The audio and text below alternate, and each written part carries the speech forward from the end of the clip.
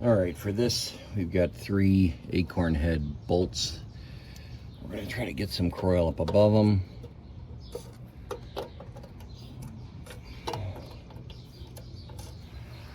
$10mm. Hopefully they'll turn off. It's turning fine.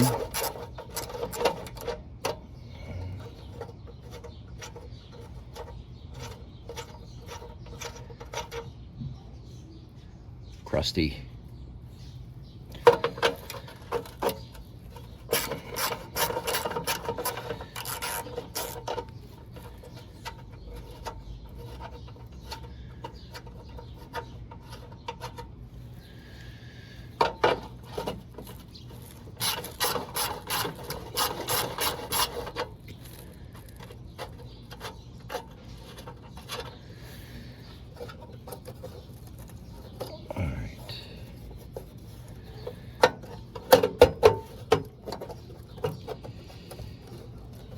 There's more holding this than I am aware of. There is a bolt up front. Up front here, there is a bolt holding it, and I think it goes all the way back. So let me reposition you. All right, here's your up front view. 3 acorns were down here. This is the front frame. Can't see the horn. Got one right there. Not an acorn, but it's there. Let's get some coil on it. 8mm here. For as much surface corrosion as on the fasteners and things, nothing's really rust locked. This stuff is all threading apart very easily. I will clean up all these fasteners and I'm going to probably plate them. You can see lots of surface crust. All right, that's moving the way we want on the front here. Let's go back to the back. All right, we're back. This is the side stand. We've got another one here and here. These are a little different.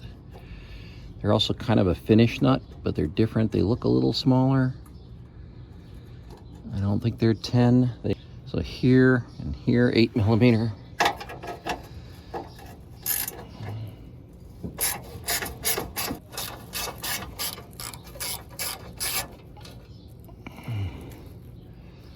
Bolt instead of an acorn nut.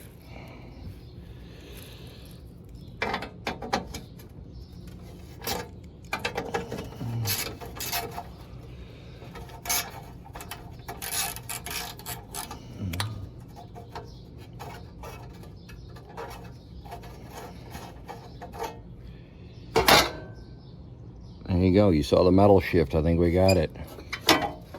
Oh, this is just a back panel. Just from here across. There's some crust on the exhaust system, but just a back panel. All right. What I missed is this fastener right here. So the last acorn nut we did was here. We're just at the edge of the camera. This one, another one of these 8mm. Oh. From all the corrosion, I'm missing it. Be nice to get all this stuff repainted. It's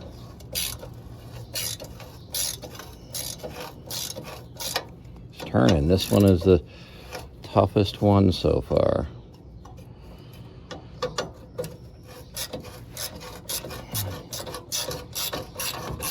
There we go. Also a bolt, shorter.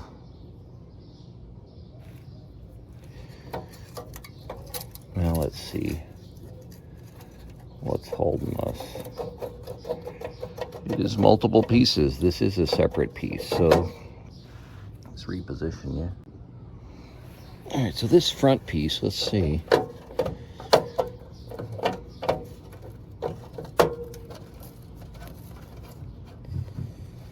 Rubber gasket. Is there another bolt? There's another bolt up here, right up here. For those who've done this before, you know it. I don't. I haven't. So we've got one here. I'll bring you up here to look at it. So there you go. Another one of these 8mm bolts. Let's put some coil around that.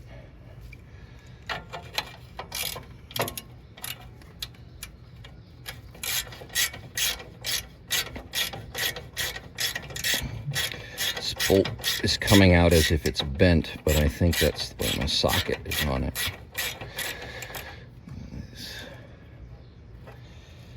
See if I can get in there. Last few threads hand turned, so that's still a good sign. Again, one of these 8mm bolts. Now our sheet metal comes off. There's our crust. Ooh.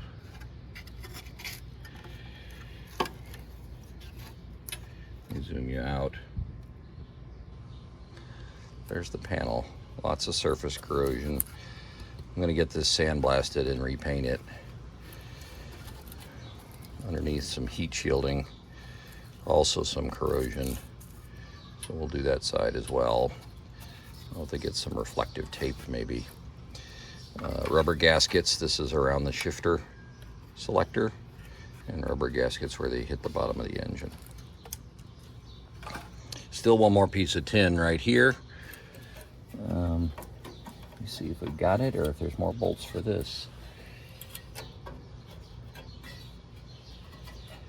I can't tell. We're gonna take a look at that. Let's see.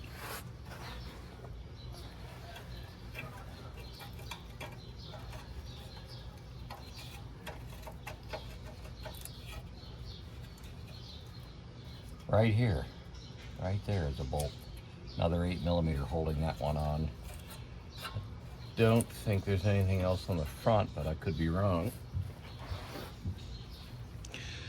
But right there. Can't even see it because of the corrosion.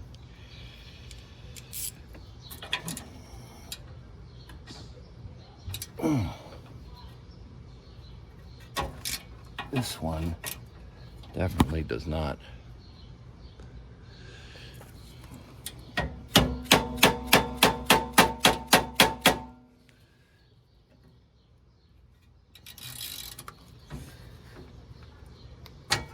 That turned. As I said, once they start, they're turning out. These are all fasteners that have to be cleaned up. Pretty corroded. All right. Seems like something's holding me up front here. There is a fastener up inside here or underneath. I'm not sure, but there is a front fastener on that.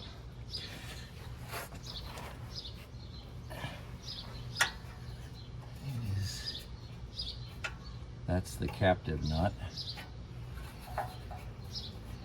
It is here, and it is going to be hard to get to. That is for sure. For sure. I need to sandblast this piece, so it's got to come off. So we got to figure that out. Let me figure out. That bolt is down in here. Maybe I can get it from behind. Let's see if we can get behind and get on it.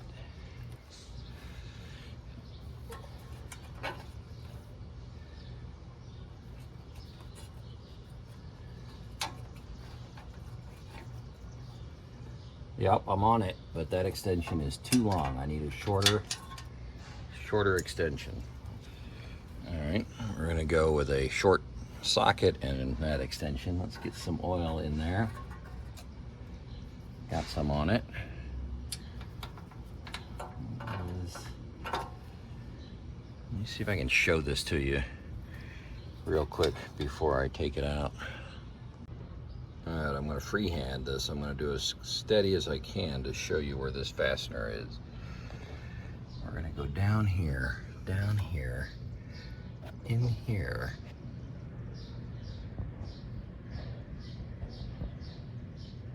See if it'll focus on it. That's it. That is it, down in there. Rusty crusty. Okay, this is a picture of the exhaust manifold finally removed, and the tin is off of it. The only way you can get the middle tin off is by removing the exhaust manifold. This is all the tins. The right side of the bike is easy. This is after they're sandblasted. I order my paint from Color Right Motorcycle Paints. The link is in the description. Your color code is in the fuel cap underneath the bike. And this is a test card I painted to show the how close they matched. And Color Right will mix the paint and put it in aerosol cans for you with a clear coat to make it easy. Exhaust manifold. So I've cleaned this these mating surfaces. Here's the old exhaust gasket, and here is a new one. If you want to see whether they crush or not, if you wanted to know, they crush a lot.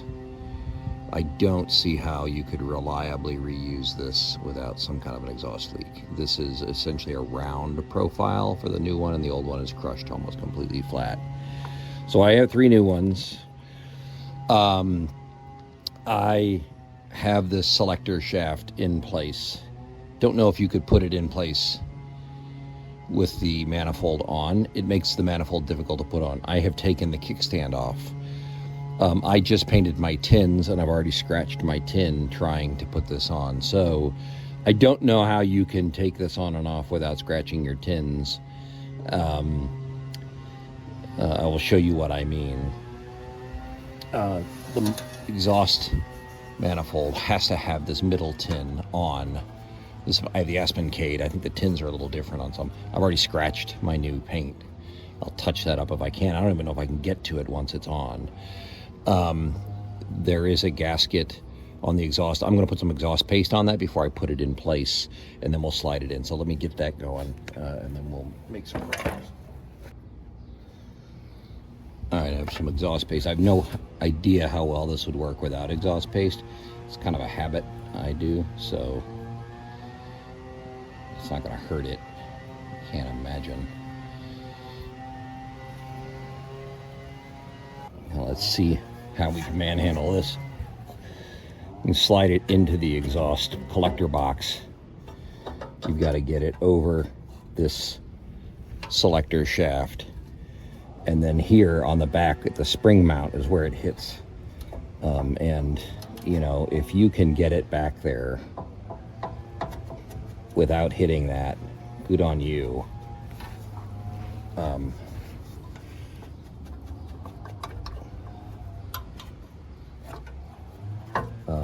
There is the air collection, at least on the Aspen Cade, the air collection on the front here. You can't quite see it, I think, from your view. But I'm still wiggling. All right, now I've got the alignment right. Now I've got to put the exhaust gaskets in there.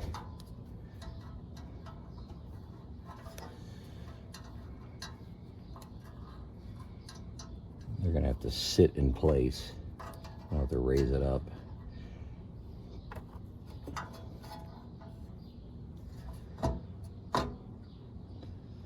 Sort of wiggly jiggly them. Technical term.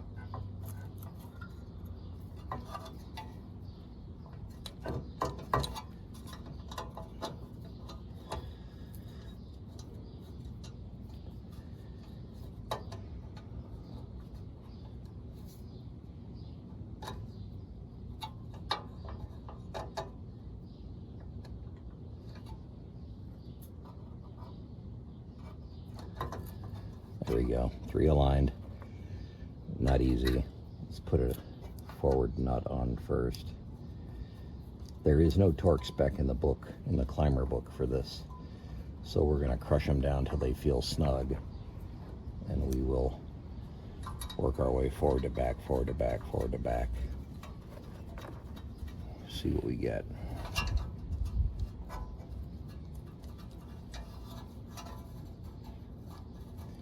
My exhaust nuts, as you saw in the earlier, came off okay.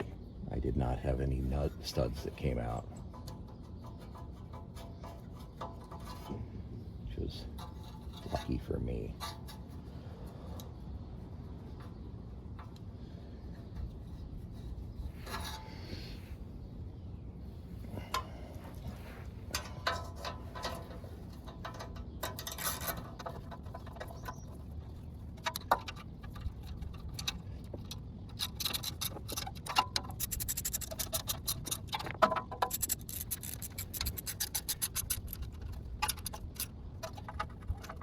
Go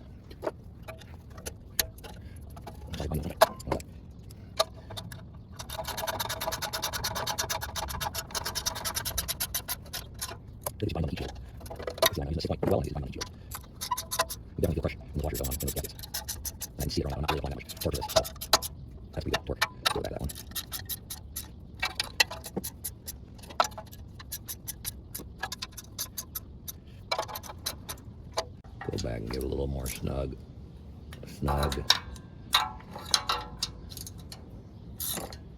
Not hard to get this tin off, this front tin, if I need to tighten these up.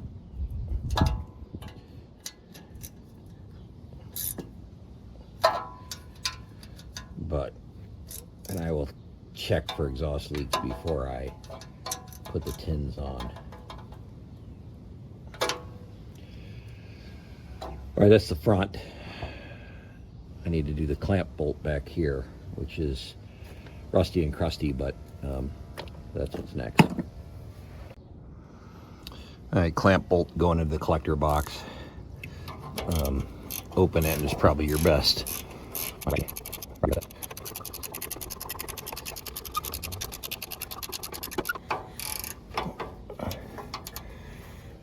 Head of this bolt is in terrible shape. This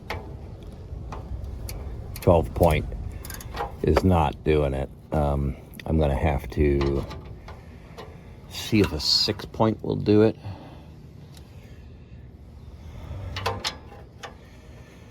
I have a 6 point, and if not, I'm gonna have to. Yeah, that 6 point's biting it.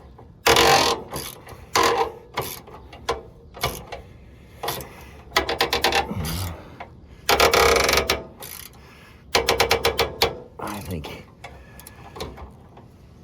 we're gonna call that tight enough. There we go. There we go. Exhaust back on.